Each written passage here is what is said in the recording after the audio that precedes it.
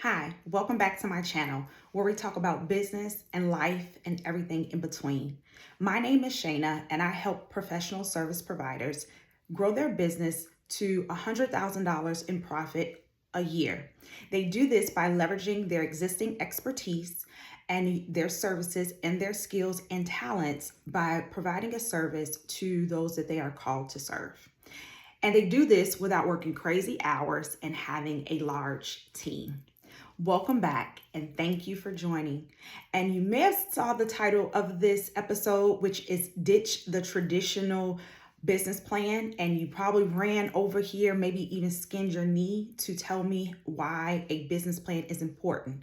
Now, don't get me wrong. I am an advocate for business plans, especially if you are looking for investors, especially if you're looking for loans and things of that nature. Absolutely. However, to actually operate a business, to be consistent, to have that drive that you need clarity in your business. You need strategies that work for you in the season that you are in your business. And so I'm here to walk you through that. And so thank you for joining. As you're listening along, please like, share, and subscribe to this channel. And go ahead and check out the links below and see how you can connect with me and my community. And if there's other things that you would like for me to talk about, teach on, and address in this startup arena when it comes to business, please feel free to reach out to me or drop a comment below. So let's get started. So we want to think about how can we craft a winning business plan, right? And I am going to shift the vocabulary a little bit because I do not speak about a traditional business plan. What I consider it to be is a strategic operational plan. And so today, that's what we're going to work through. I am going to talk about the importance of the strategic operational plan. I'm also going to talk about the different components of a strategic operational plan. But this episode, I'm going to give you a moment to grab a pen and paper or to open up the notes, maybe on your electronic device. Let's get started. So I want you to ask yourself a few questions. Let's start out with, what am I selling? Very simple. Answer this question. What am I selling? Who am I selling it to? How will I sell it?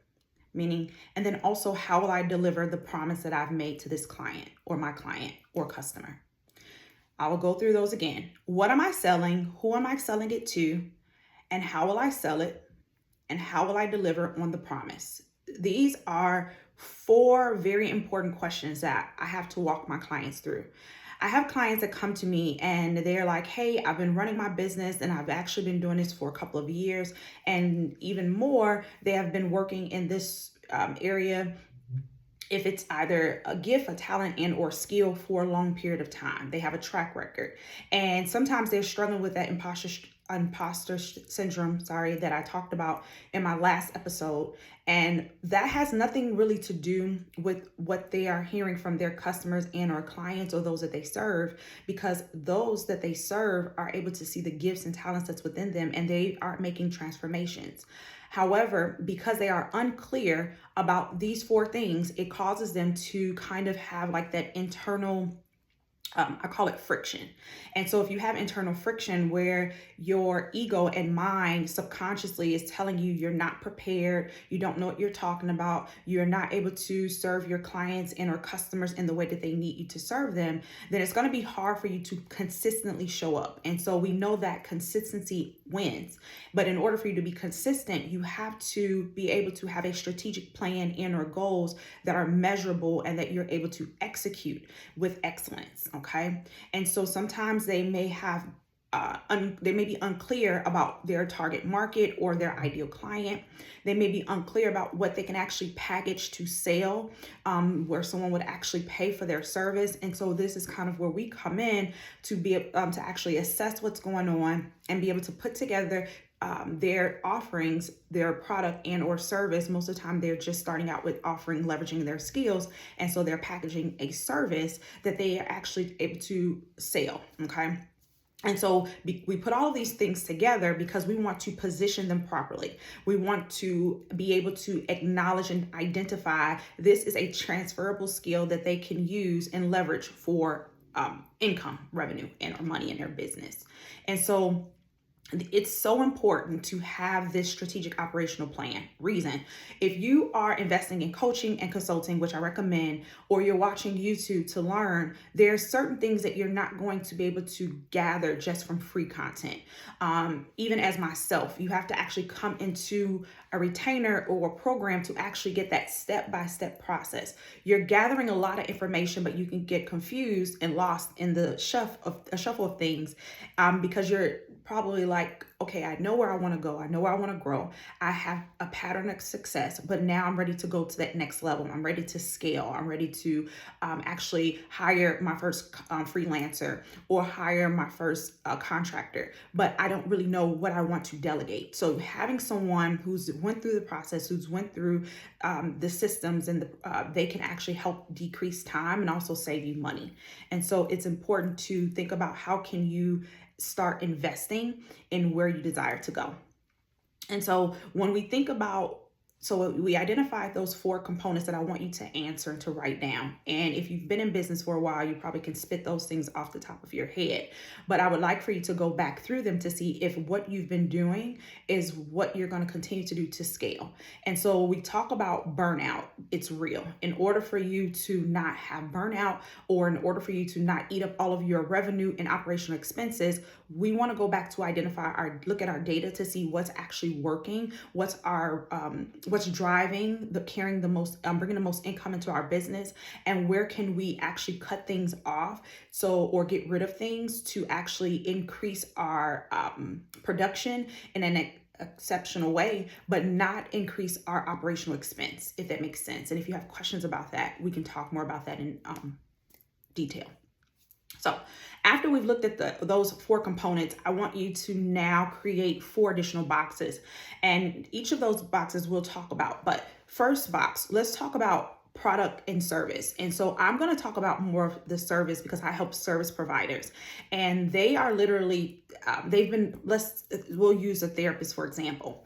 As a therapist, they can either be contracted into an agency where they're actually being paid for service, where they're seeing clients, and now they want to leverage that by opening up their own private practice, or they are thinking about, okay, I'm working with one company, maybe I want to contract with multiple companies so that I can hit a certain revenue goal per month, per week within my particular business, okay? And so they've done all of the preliminaries when it comes to their business. We're not talking about like getting started. If you have questions about that, I can support you with that as well. But we want to talk about, they've already went through those first steps, and now they're thinking about, how can I leverage and maximize my skills? So what service am I going to offer, right? When you're thinking about as a therapist, you can offer a service to a client, meaning you are most of the time working with a client for about 60-minute sessions in person and or virtual. And so you can charge for that, but then you can also leverage your expertise to agencies. Now, this is a different contract and or negotiation that it would take,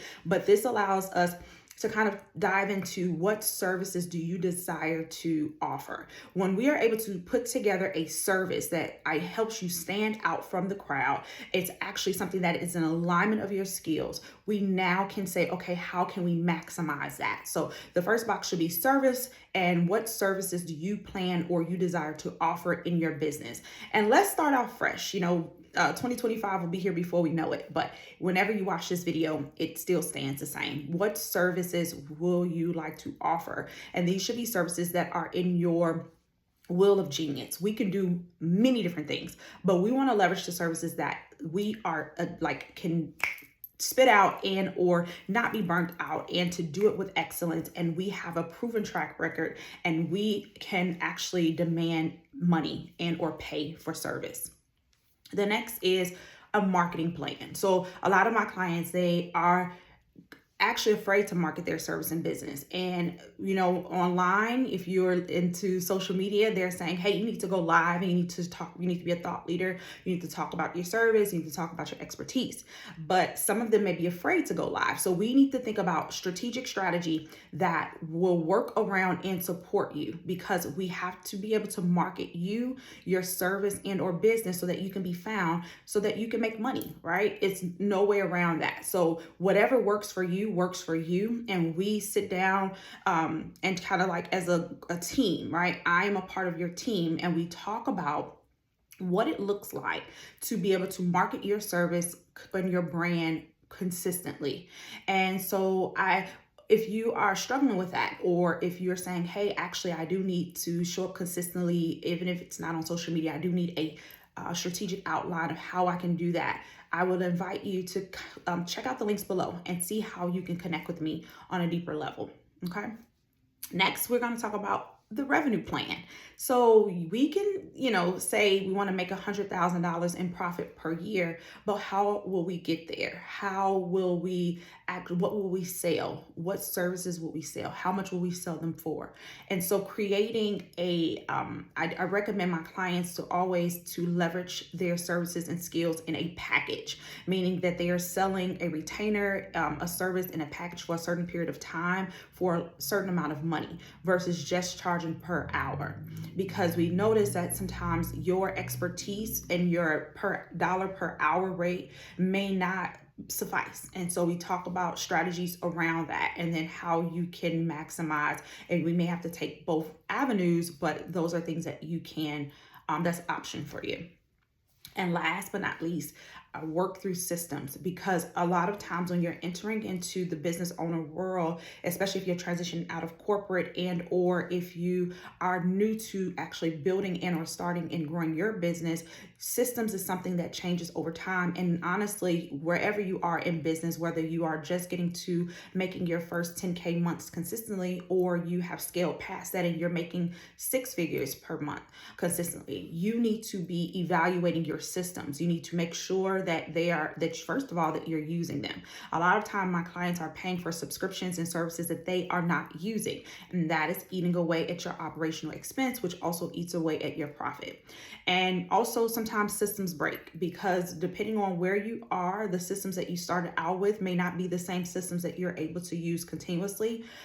Something as simple as maybe an email marketing system. You may start out with just shooting 500 emails a month, but when you are now growing and your email list is over 1,000 subscribers, that doesn't work for you because it's not enough. So people may say like, oh, that's common sense, but it's really not, because if you're not used to the system world and what systems work for you, automations is really big when you are trying to grow and scale your company, and you are not in a space where you can hire a big team and or contractors or freelancers. Automation will be your best friend. And so we create automations within the business structure and within the budget of the business so that we can continue to scale and our foundation trunk is secure. And so these 4 areas are things that we work through, because we want to make sure that the trunk of your business is secure before we begin to build on that. And so this is important for you to know. Okay. And so hiring and investing in a coach and consulting is a non-negotiable. If you are wanting to be a successful business owner, community is key. And then on top of that, being able to invest in coaching and consulting, it decreases your time. So yes, you may pay money for a service, skill, or lesson, whatever it may be, but the benefit from that is you're decreasing your time. So where it may have taken the coach or consultant 10 years to get to where they are, they have went through different seasons and trials that they now can teach and pour into you. Now, do your due diligence, do your research, check it out, ask for testimonials, read through their testimonials, shoot them an email, jump on calls, if it's not me, someone, so that you can feel secure in your investment. Ask them, questions, before. It's kind of like an interview. They're interviewing you to see if you're a good fit for their program, but you're also interviewing them to make sure that the investment that you're making, you're going to have a good return. And so sit down and create a list of questions. And it may not be a lot of questions, because you may be able to go through their social media, their website, their Google pages, Facebook, Instagram, whatever it may be, their digital footprints to kind of build up that trust. But if you're saying, hey, I would like to speak with them in person, I'm sure they would be open for a call. I know that I am. So thank you. I hope that this was helpful for you. If there's anything that you would like for me to expand on, I'm definitely free to do that. And I look forward to connecting with you. Please like, share, and subscribe to my channel. And my goal is always to show up to encourage the leader, the CEO, the business owner to continue showing up. We need you. We need what you carry. And I look forward to speaking with you soon.